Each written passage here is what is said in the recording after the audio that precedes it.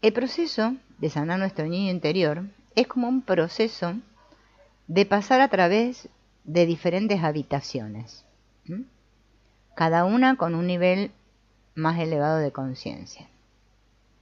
Estos niveles están superpuestos, porque en la vida real no hay nada que sea ordenado.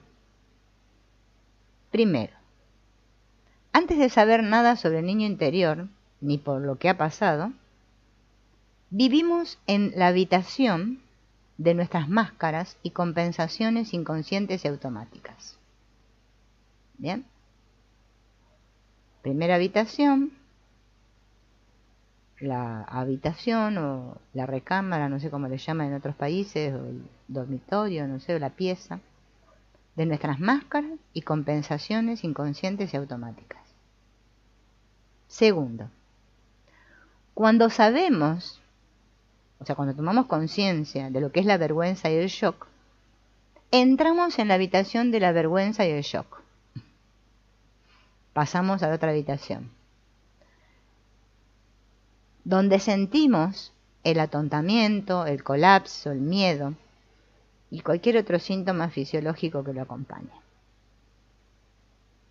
Tercero, después de pasar algún tiempo ahí en esa habitación de la vergüenza y del shock y sentir todo esto, este atontamiento, este colapso, el miedo y toda la cosa, pasamos, ¿no?, a la otra habitación donde la ira enterrada bajo la vergüenza y el shock empiezan a aflorar y entramos en la habitación de la cólera y la reacción. Y es normal, tenemos que pasar por ahí. Cuarto, si podemos mantenernos en la experiencia energética de esta cólera, podemos entrar bajo la reacción y contactar con los sentimientos que hay debajo de todo esto. Ese tremendo dolor y pena que hemos almacenado debido a todos los abusos que hemos padecido. Y entramos en la habitación de la pena,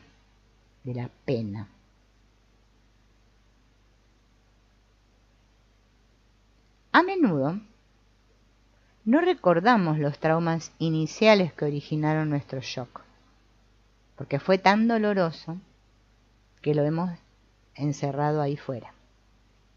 Pero nuestro cuerpo registra el shock con alteraciones de salud, como por ejemplo el asma, el eczema, los ataques de pánico, las fobias y muchos síntomas somáticos. Algunas veces cuando entramos en shock no podemos detectar ningún desencadenante aparente, porque nos parece que es trivial, porque el shock es muy profundo y complejo. Basta con confiar en los síntomas y reconocer que algo en algún momento los ha provocado. El shock nos pone en contacto con los abusos más profundos, los más escondidos, más aterradores de nuestro niño interno. Bien. Tenemos que empezar por reconocer y validar el shock. Cuando entramos en shock, basta con solo decir, bien, en estos momentos estoy en estado de shock. Y eso solo de por sí ya es curativo, el reconocerme como estoy. Bien. A veces, para poder reconocerlo, tenemos que salir del estado de shock, pero bueno, depende.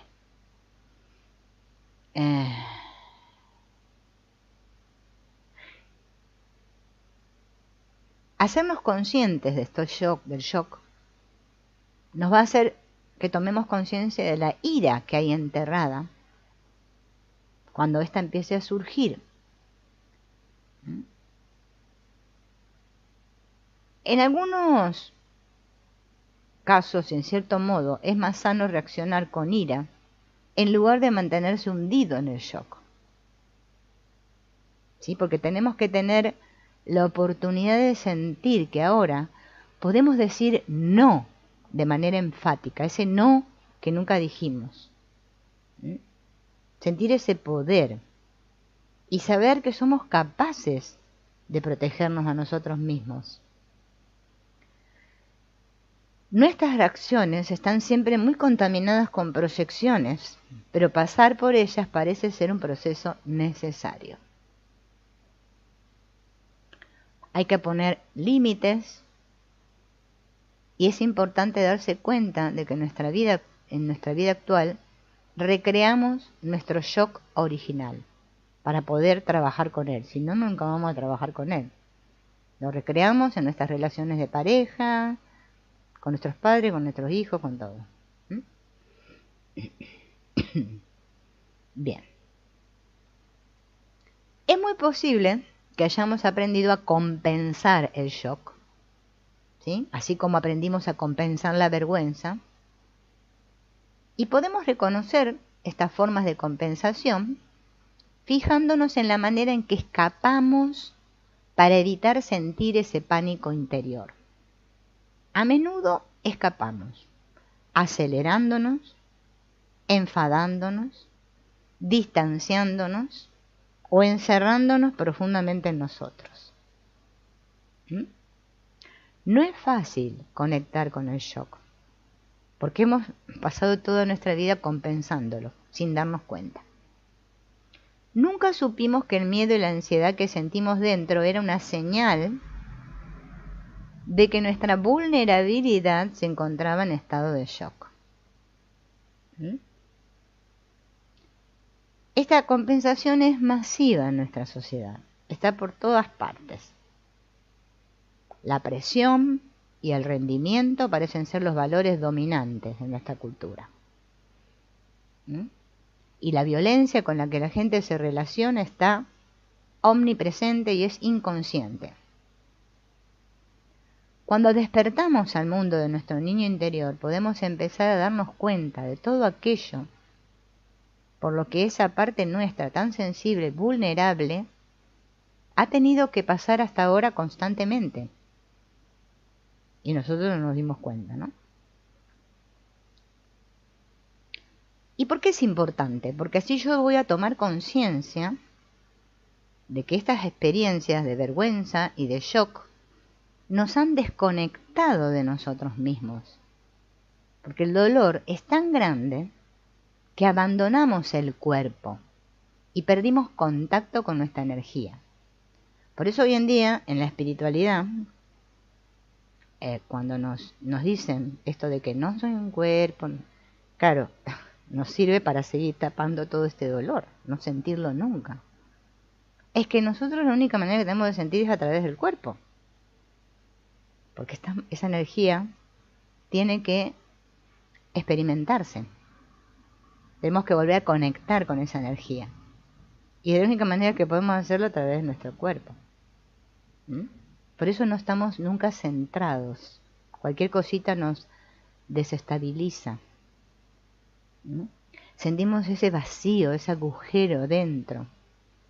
Y como eso no es agradable, buscamos formas de tapar ese agujero con cosas del exterior. Y así nos transformamos en codependientes.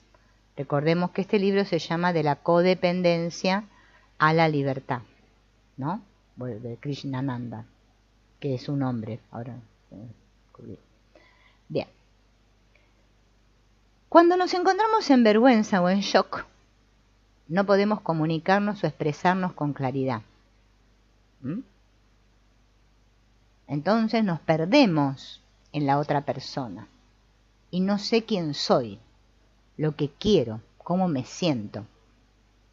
Y creo que sin la otra persona voy a estar indefenso y creo que me van a faltar los recursos para encontrarme a mí mismo. Entonces nuestras relaciones se convierten en una especie de espagueti emocional, con una pérdida gradual de límites y de identidad, e intentamos compensar, desconectando, buscando tener más espacio o exigiendo más energía del otro. Por eso nos volvemos dependientes. Y culpamos a la otra persona, o a la relación, por los problemas. La única salida de esta pesadilla es curar las heridas de la vergüenza y el shock reconociéndolas, manteniéndonos en ellas y sintiéndolas. Acceder al shock. Así como vimos el de la vergüenza, ahora vamos a trabajar con el shock. Para trabajar con el shock nos tenemos que centrar en dos cosas. 1. ¿Cómo afecta nuestra vida actualmente y cuáles son nuestros síntomas particulares de shock? ¿Qué desencadena nuestro shock? ¿Qué pensamos de nosotros mismos en el estado de shock? ¿Cómo compensamos el shock? Este ejercicio es importante hacerlo con una lista de nuestros síntomas de shock y descubrir qué es lo que los pone en marcha. Y observar cómo intentamos evitar sentir el shock y los juicios que podemos tener sobre nosotros mismos cuando nos encontramos en ese estado de shock. Bien, eso es lo primero. Lo segundo, ¿qué puede haber causado el shock en el pasado? O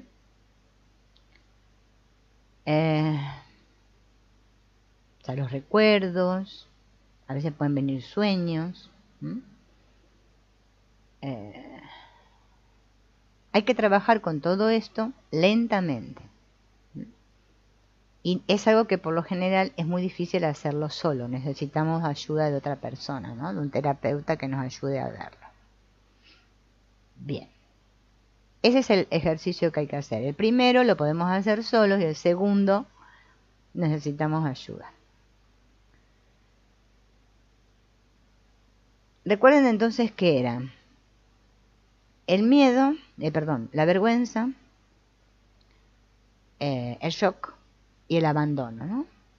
Esta sensación de abandono, de privación y vacío, le podemos llamar la puerta a la soledad.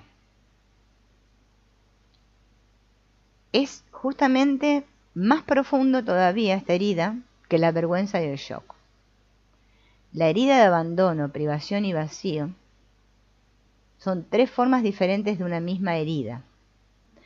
Queremos abrirnos, pero no queremos que nos hieran. Y lamentablemente la vida no ofrece esas garantías. Si nos abrimos es muy probable que nos sintamos de alguna manera abandonados, traicionados y necesitados. Por muy atenta y presente que la otra persona esté, no puede llenar los agujeros que nosotros llevamos dentro. En la vida y en el amor, creamos experiencias que vuelven a abrir esa herida, una y otra vez, porque tenemos que experimentar el dolor, profunda y verdaderamente. Y esta parece ser la puerta hacia nuestra profundidad y hacia una aceptación total de nuestra soledad. Pero al mismo tiempo, la posibilidad de padecer ese dolor es aterradora. Sí, aterradora. 3 formas entonces diferentes de una misma herida. Abandono, privación y vacío. Son las 3 formas en que podemos observar la misma herida. 3 formas diferentes en que puede abrirse el vacío interior. Cada aspecto nos proporciona una mayor profundidad de nuestra comprensión de este proceso. El dolor que esto le produjo a nuestro niño interior fue tan abrumador que lo enterramos en lo más profundo de nuestro inconsciente. Todos nuestros mecanismos de supervivencia se dispararon en el intento de recuperarnos de esta agresión. Pero no podremos sanar hasta que consigamos traer a la conciencia esta experiencia del pasado. O sea que tenemos que reabrir la herida. Y la forma de hacerlo es a través de nuestras relaciones. Recreamos nuestra herida de abandono cada vez que experimentamos una pérdida o rechazo. La principal razón por la cual evitamos la intimidad es nuestro miedo a reexperimentar el abandono. En lugar de correr el riesgo, mantenemos la relación superficial, dramática o conflictiva. Inconscientemente hacemos cualquier cosa para evitar abrir nuestra confianza y tener que otra vez sufrir la misma traición que sentimos cuando niños y que hemos olvidado. El abandono le provoca a nuestro niño interior un enorme miedo de que no se satisfagan sus necesidades. Por ejemplo, cuando una pareja nos abandona o amenaza a abandonarnos, nos enfrentamos directamente a los recuerdos inconscientes de abandono que hemos enterrado. Para el niño no solo es la pareja la que puede dejarte o te ha dejado, sino que siente que mamá y papá se han marchado. Esto no es nada racional y es aterrador. Y para nuestro niño es tan aterrador como siempre lo ha sido, como en el momento en el que sufrió la herida. El miedo se hace presente en el cuerpo y puede provocar enfermedades físicas. Afecta nuestros sueños y puede provocar tantos problemas en nuestra vida diaria que llegamos a dudar de ser capaces de resistirlo. Cuanto más inconscientes somos de la experiencia de abandono, más se transforma esta en reacciones fisiológicas. Cuando experimentamos el rechazo, también nos vemos obligados a manejar toda la vergüenza y los sentimientos de indignidad que se desencadenan junto con él.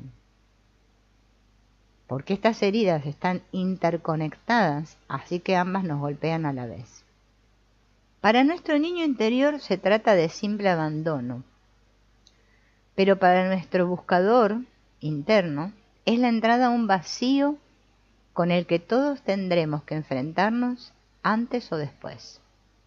Y al hacerlo, conseguiremos abrir un profundo espacio de confianza. Así como el abandono nos da estas sensaciones, la privación es como una forma de abandono, pero en una dosis más pequeña. Es como una forma crónica de no conseguir lo que queremos o esperamos, la privación, ¿no? Como la carencia, el sentirnos privados, carentes, que no merecemos, ¿no? Por ejemplo, existe privación cuando alguien no nos escucha cuando hablamos, o cuando no se nos concede tiempo, atención, apoyo o contacto. Todos tenemos nuestras propias heridas de privación, dependiendo de la forma en la que las experimentamos, ¿no? Esa manera de no obtener lo que necesitábamos.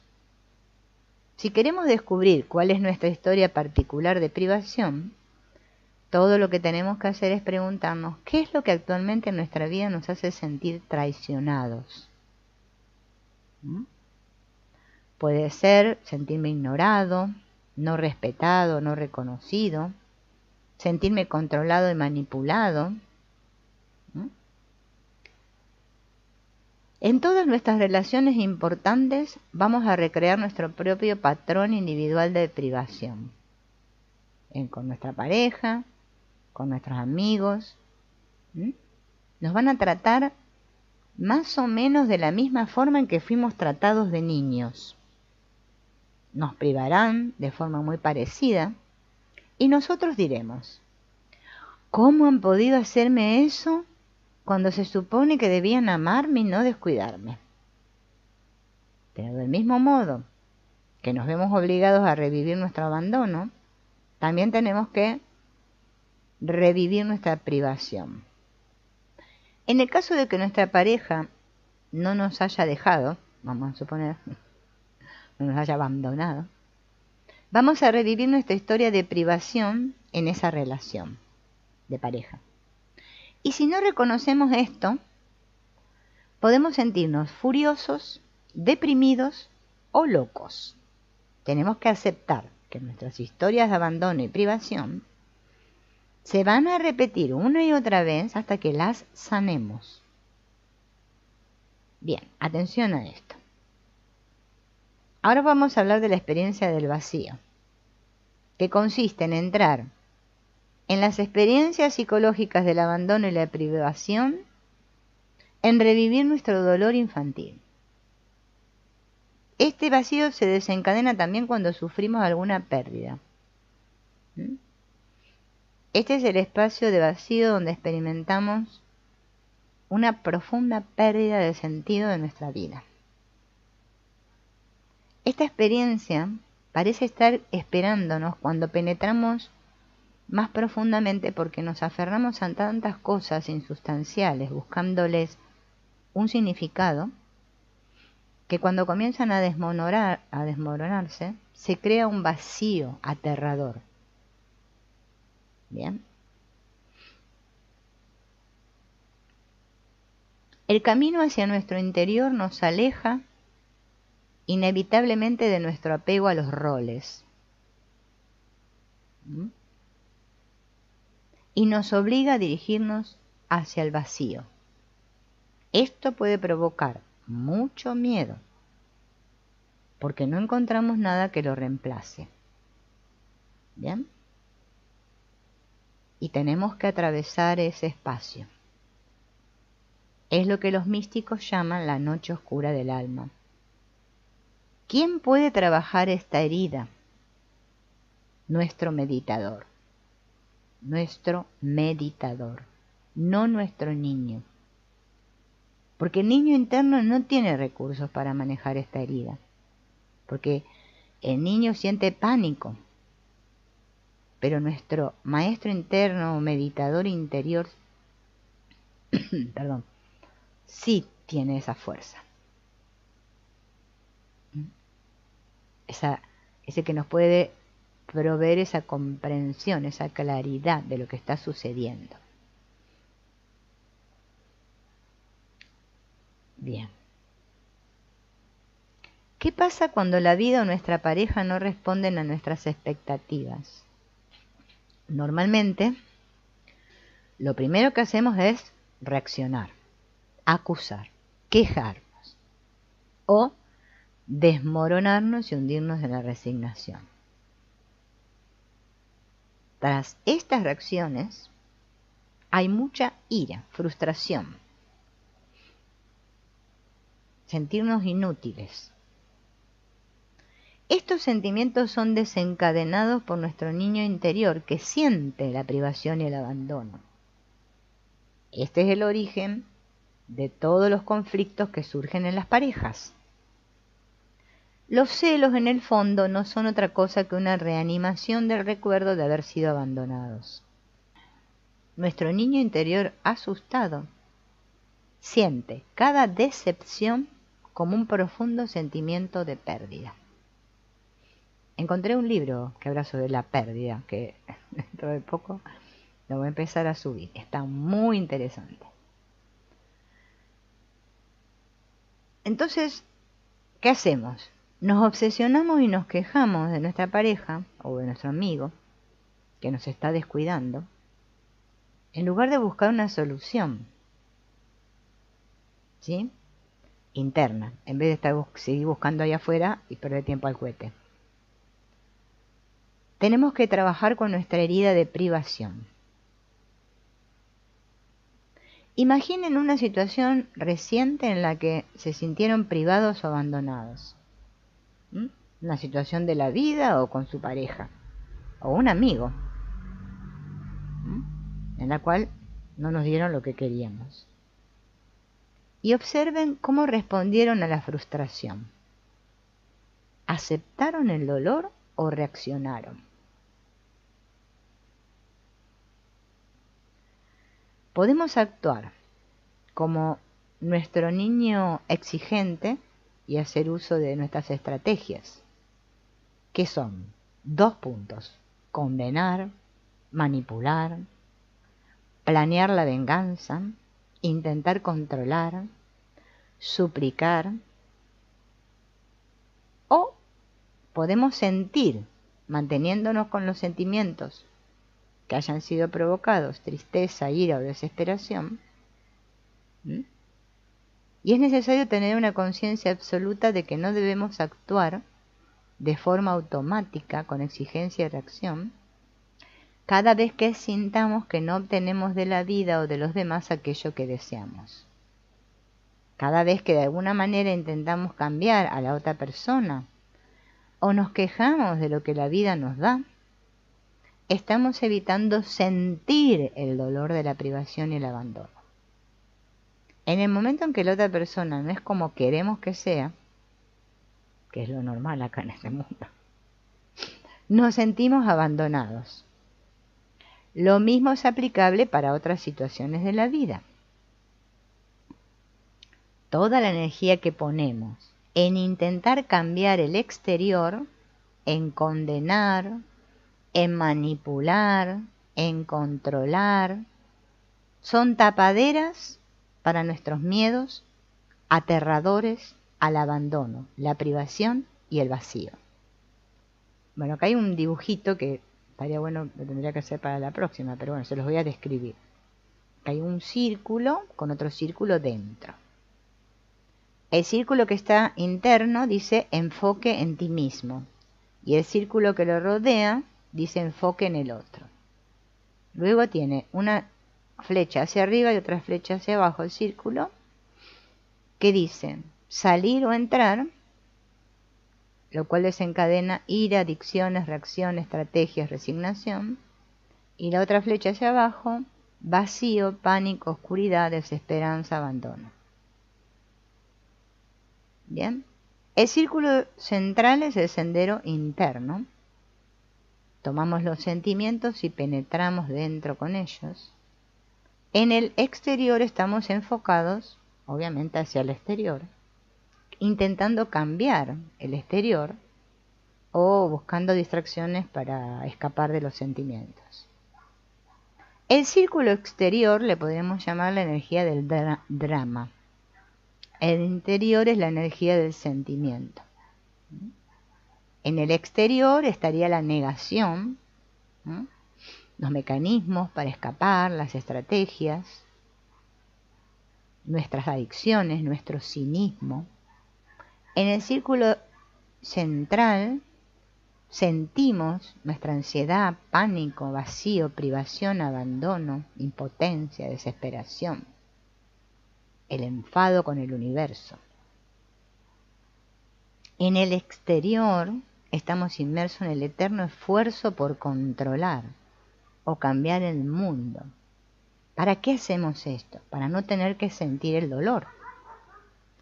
En el interior lo aceptamos y lo sentimos.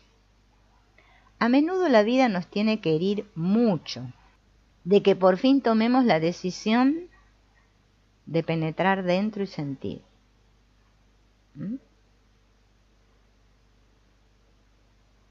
Alteramos periodos de esperanza y de desesperación, pero aún tenemos a alguien en quien proyectar nuestras frustraciones, acusando,